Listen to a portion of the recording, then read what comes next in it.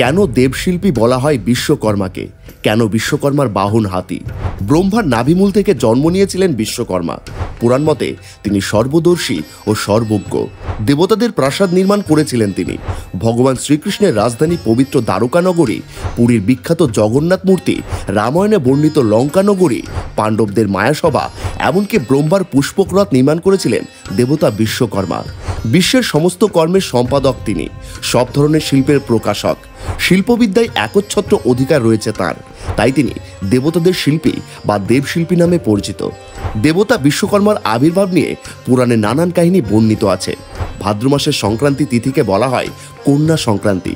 পুরাণ মতে এই তিথিতেই জন্ম হয়েছিল বিশ্বকর্মার। দেবগুরু বৃহস্পতির একমাত্র বোন যোগসিদ্ধার পুত্র ছিলেন তিনি। তার বাবা ছিলেন অষ্টম বসু শ্রেষ্ঠ বসু প্রভাস।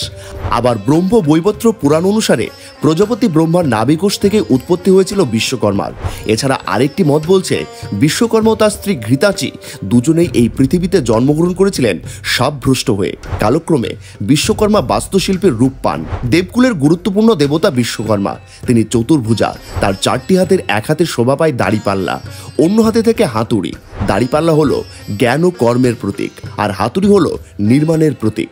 পৌরাণিক কাল থেকে দেবশিল্পী বিশ্বকর্মা বৈদিক শিল্পী হিসেবে পরিচিত। তার শিল্পযজ্ঞের উল্লেখ পাওয়া যায় পুরাণ ও ঋগ্বেদ 2 জায়গাতেই। দেবতা বিশ্বকর্মা গজারুড়, অর্থাৎ তার বাহন হাতি।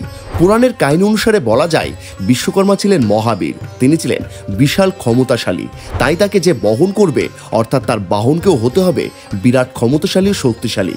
তাই দেবতার বাহন হিসেবে দেখা যায় হস্তিকে, কারণ এই পৃথিবীতে বিশাল শক্তিশালী প্রাণী হিসেবে পরিচিত হস্তিরাই। হাতি এমন একটি প্রাণী যার একটি সুর বর্তমান, যেটা দিয়ে হাতি তার জীবন নির্বাহের যাবতীয় কর্ম সম্পাদন করে। এই সুরের আর এক নাম হলো কর, তাই হাতির আর এক নাম করি। তবে হাতি কেবল শারীরিকভাবে বলিয়ান নয়, এরা শান্ত মস্তিষ্কের অধিকারী। শিল্পকর্মে এই 2টি গুণ গুরুত্বপূর্ণ এবং প্রয়োজনীয়। যদি এখন শিল্পের রূপকার দেহে বলশালী ও মগজে শান্ত হন, তবেই তিনি বিরাট কোনো শিল্পকর্ম গড়ে তুলতে পারবেন। বিশ্বকর্মা পুরীর বিখ্যাত জগন্নাথ মূর্তিও তৈরি করেছিলেন বলে তাকে স্বর্গীয় সূত্রধর বলা হয়। পুরাণ মতে দেবতা বিশ্বকর্মা গোটা বিশ্ব ব্রহ্মাণ্ডের নকশা তৈরি করেছিলেন, তাই তাকেই পৃথিবীর প্রথম ইঞ্জিনিয়ার মানা হয়। বিশ্বকর্মা দেবতাদের বিভিন্ন অস্ত্র, যেমন বিষ্ণুর সুদর্শন চক্র, শিবের ত্রিশূল, কুবেরের অস্ত্র, ইন্দ্রের বজ্র, এমনকি কার্তিকের শক্তিসহ অসংখ্য কল্পিত অস্ত্রের স্রষ্টা। তিনি নিজেই একাধারে স্থাপত্যবেদ, আবার অন্যদিকে তিনি উপবেদের প্রকাশক। আপনি জানলে অবাক হবেন, হিন্দু ধর্মের সমস্ত দেবদেবীর পুজোয় তিথি স্থির করা হয় চন্দ্রের গতি ও প্রকৃতির উপর ভিত্তি করে।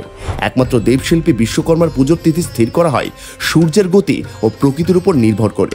ভাদ্র মাসের শেষ দিন বিশ্বকর্মা পুজোর আয়োজন করা হয়। সমস্ত শিল্প প্রতিষ্ঠান, দোকান এবং যন্ত্রপাতি আছে এরকম স্থানেই বিশ্বকর্মা পুজো হয়।